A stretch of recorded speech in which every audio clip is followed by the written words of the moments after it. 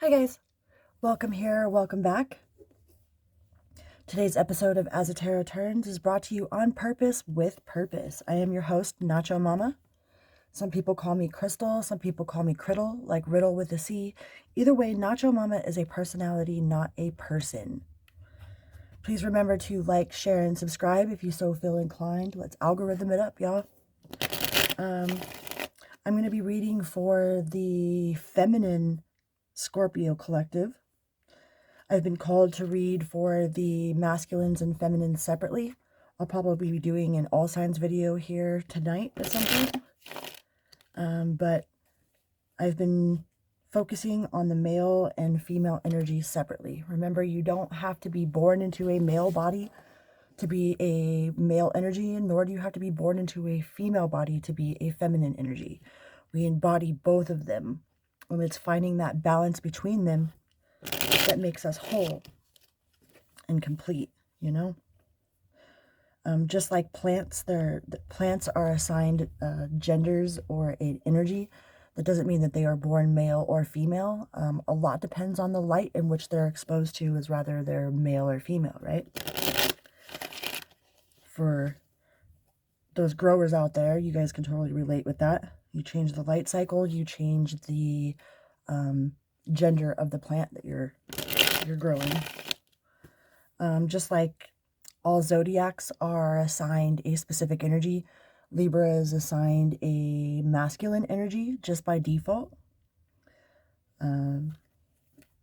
So just keep that in mind, y'all.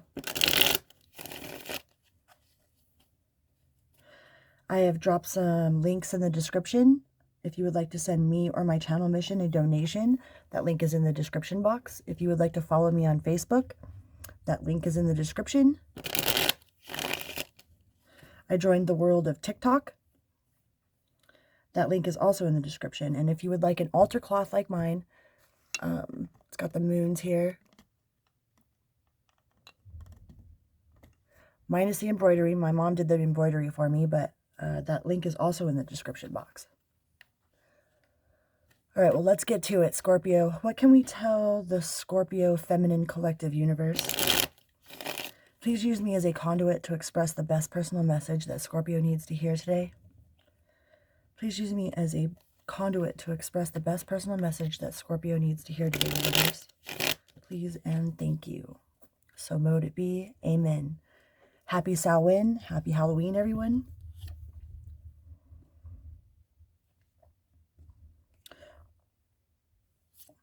The light. This is also what the male Scorpios had. So a lot of you might be really balanced with your male and female energy. That was the first card out for the Divine Masculine male energy Scorpio card. So a lot of you have really been going inside and revealing your truth to yourself. Let's get some more cards on the table before I talk too much here.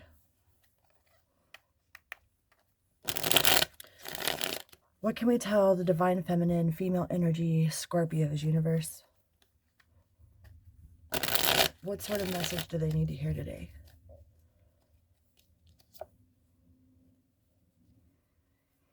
You have the Five of Discs in the reverse, which is considered disaster. Are you, some of you might be dealing with the Taurus.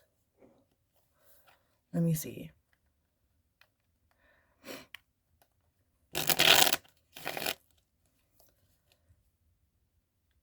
What else can we tell Scorpio universe? Let's get some more cards on this. Oh yeah. Some of you guys are up in your heads, worried. You have disaster on the brain. You see how this is just thought bubbles? He's just in his thought bubble. Does that mean that it's actually happening in the world around you? 99.9% of our problems are all made up in our head, right? You have the Furies. I call these guys the Furies. You have all of the shoulda, woulda, couldas, all of the regret from your past actions, the regret from either something that you let someone do to you or something that you did to someone else. and you're really up in your head. Maybe it has been revealed to you. Maybe somebody came to you with some truth, or you discovered some truth inside yourself that you weren't aware of. What else can we tell the Scorpio feminine collective there, universe?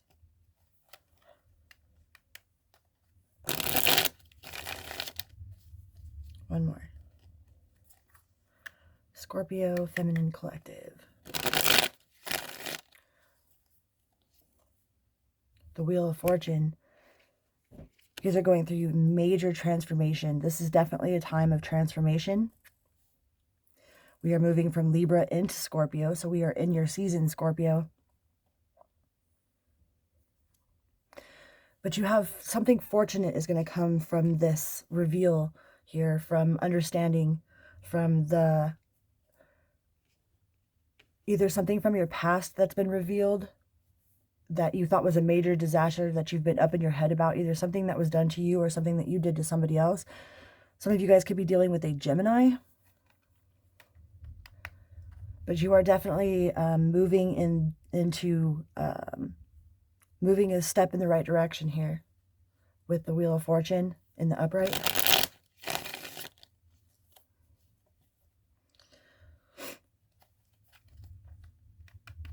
Whatever was revealed that has had you all up in your head, you might not see it now, but it's actually a blessing.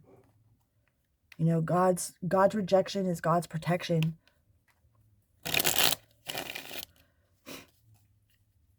What else can we tell Scorpio? Universe.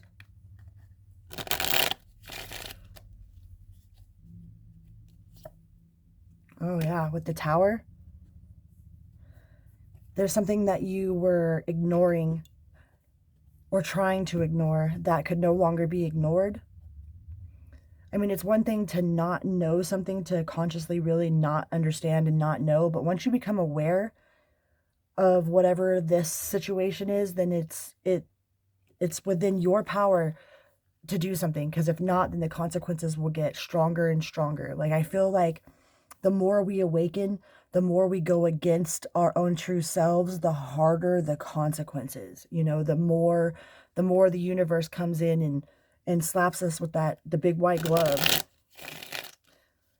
So there was some sort of major reveal here that has turned the wheel, you know, and it might feel like a disaster, but everything happens exactly the way that it's supposed to. And I feel a lot of you are really up in your head, either beating yourself up over something that you've done or something that maybe you have somebody that just lives in your mind that is super controlling. You've let them take control over your mind, over your actions. Maybe that's what's being revealed to you. Silence. Maybe that's what's being revealed in this silence. Sometimes it's really hard to know how we really, really feel about a certain situation or a person until we don't have it, right? They say that you never know what you have until it's gone, or you never know what you didn't have until it's no longer around you. If there's a person or an idea or a job situation that you've recently found a falling out with, and in all reality, you find yourself, after getting over the initial shock of whatever it is, you find yourself doing much better in your headspace and in yourself, then really examine that. Really examine how you feel, how you felt when you were with this person or with this idea, and then examine how you feel. Like, I feel like some of this has come to an abrupt end. Like my mom says, man, take 3 days. Even if you take 3 days to examine how it is you truly feel, because our first initial emotions are abrasive, are reckless. Usually, we don't have a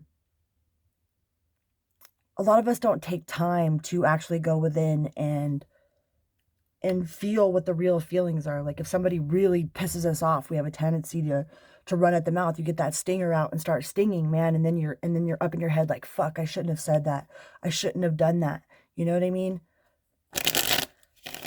So if some of you guys are in some sort of volatile situation, give yourself a couple days, at least 3 days, to really examine how you feel. If you still feel just as angry or just as hurt or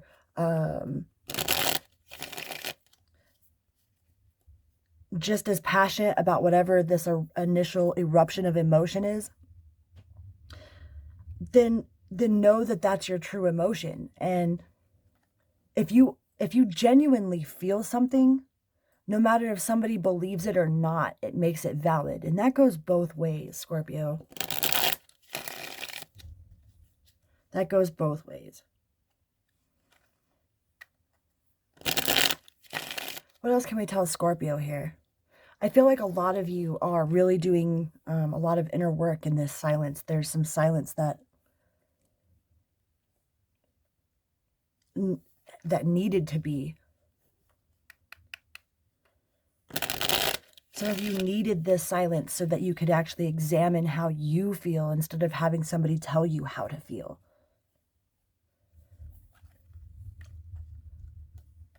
I've been in toxic relationships before, although they ended up being blessings in the long term. Like I wouldn't have had as much wisdom as I've gained throughout the years without those experiences. I think some of you are eternalizing and going inside and finding the wisdom to pull out of this situation. And you don't realize how much control somebody has over your emotions, how much control somebody has over your actions, until you don't have them around you anymore and you start actually doing the thing for yourself, you know? And those of you that are involved in extremely toxic situations, like let's say you've been with somebody like extremely, like a real narcissist, a real toxic narcissistic person for years, and then all of a sudden they get locked up and put in jail, and you find yourself lost because this person has been telling you how to feel, what to do, what to eat, what to wear, who to talk to. There's a lot of people that deal with those situations that have been locked into not being allowed to be themselves. And say the universe comes and takes this person away, or you know, maybe they have ended up in jail, and now that the initial sadness and shock of, oh fuck, what am I going to do without this person? This person has always told me what to do, where to go, how to feel, what I should wear, who I could talk to, and now they're not there to do that. And at first it's very uncomfortable. You kind of feel lost. You have no idea what to do with yourself, you know, like. And then once you get past that initial feeling and you start actually being able to do things on your own, then you go, huh, maybe this is the best thing. Maybe this actually happened for a reason. You know, then all of a sudden you find yourself having a job, finding your own friends, smiling for yourself, not scared and walking on eggshells because you might say the wrong thing, talk to the wrong person, give them the wrong look, you know, laugh the wrong way.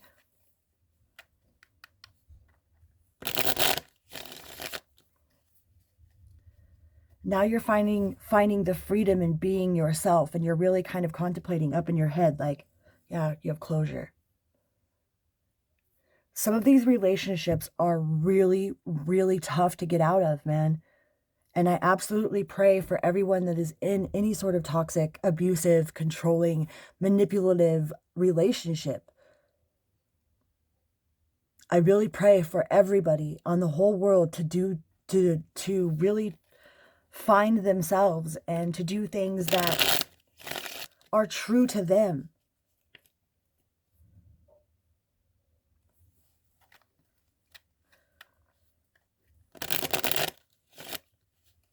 Like some of you, I feel, don't know what to do if you're not being abused, you know? You don't think that somebody loves you. You start picking fights just to see if this person will be jealous, because that's the only way that you've known love to be, is a jealous, controlling type of situation. So you don't know what to do when you don't have that.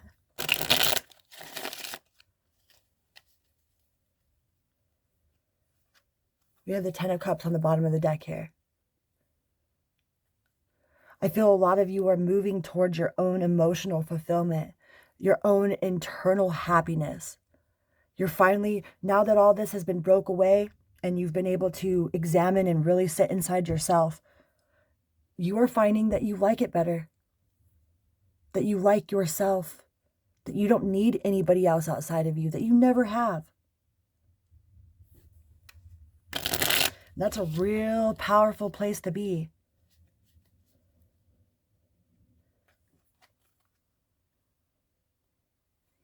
What else can we tell the Scorpio Feminine Collective?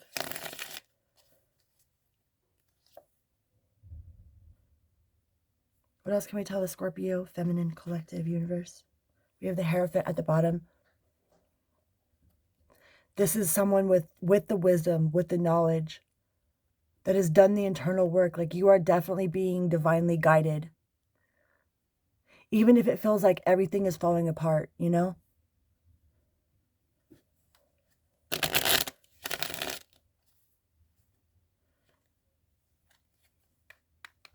You are going inside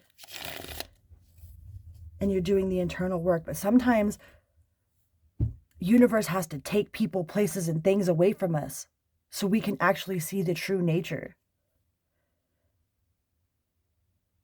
So you can transmute that energy inside yourself.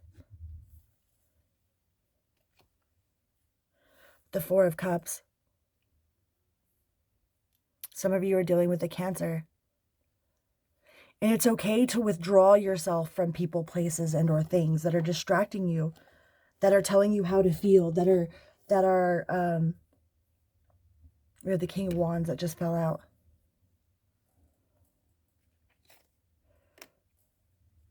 You're not being reckless anymore. Some of you might have felt lost, really, really lost without whatever this person, place, or thing is. That's been your external source of telling you how to feel, what to feel, when to feel, who to feel it for. It's like you almost forgot how to feel for yourself, Scorpio. And that's over with. You're having a real taste of endurance. Some of you have done so much with so little for so long. Can you imagine what you can do with a lot? Can you actually sit and imagine and feel what it feels like and be excited about being happy with yourself, about all the things that you've accomplished, about how far you've actually come? A lot of us aren't where we want to be, but we sure as fuck ain't where we were. And that's all part of the spiritual journey.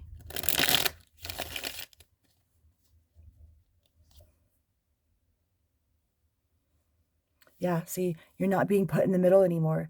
You don't have anybody over your head telling you how to feel. That doesn't mean, and could have been dealing with a Gemini. That doesn't mean that you're not frustrated, that you're not confused. It's very, very frustrating, confusing, and you feel like you're in this whirlwind uproar when you first come out of situations like this. And you have the Lovers at the bottom of the deck. Some of you guys could be dealing with a twin flame relationship. You really have to put up your boundaries and know how to handle these emotional upheavals. Because, man, they will trigger every single demon in you.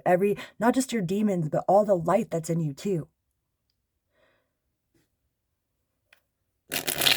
Some of you guys are going through a divorce. And you've never been on your own before. And it seems scary and dark. But guaranteed, you have the 3 of discs at the bottom here, which is 3 of pentacles. Guaranteed you have what it takes to be successful by yourself. You deserve to be happy. You don't deserve to be hidden in a closet crying about why they give you love 1 minute and then take it all away the next, just to make you beg for them to love you again. That's not love, sweetheart. That is not love. Let it go with the death card. It's okay to feel however you feel, to go through the emotions, but you can't live there forever. Some of you have didn't even know that you weren't thinking for yourself, didn't even know that you weren't doing for yourself until this situation came to an abrupt halt, until the universe took this person, this idea, this thing away from you. Then you realized how much control this person actually had over your mind, over your heart, over your spirit.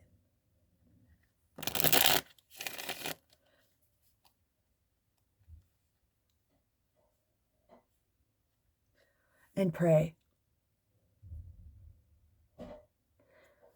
Praying is like universal magic.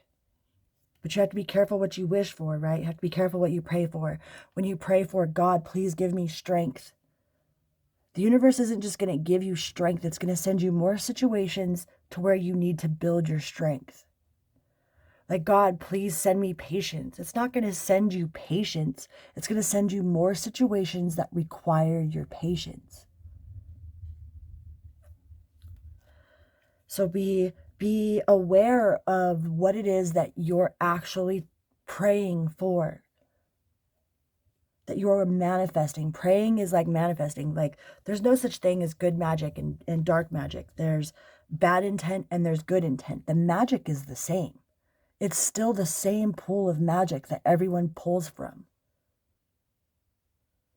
You know, when people say, oh, well, they do black magic on me, it's not the magic that's black, it's their intention.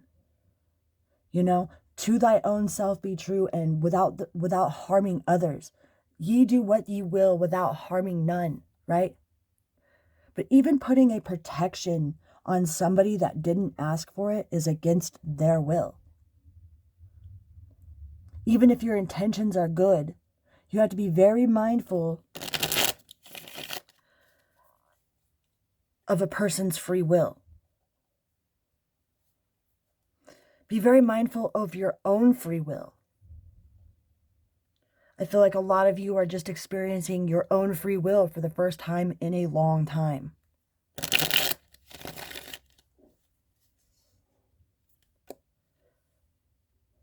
And the moon, the bottom of the deck. I'm going to read from the Patch Tarot book to see what it says about the moon here. This reminds me of my DMT trip that I took. Like, interesting. I was going to talk about that earlier. I was thinking about telling that story. The moon.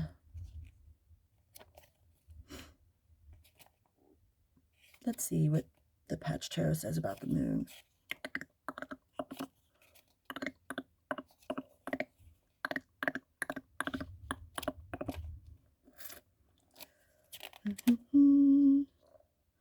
Where did you go?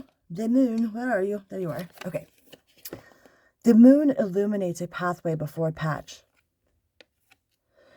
When he looks upon the trideptation, on either side of this narrow pathway, 2 different embodiments of Anubis stand over him, waiting to see what he will do.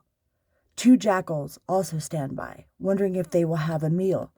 In the distance, the full moon appears as the destination, and above it, the scarab provokes the lunar gaze.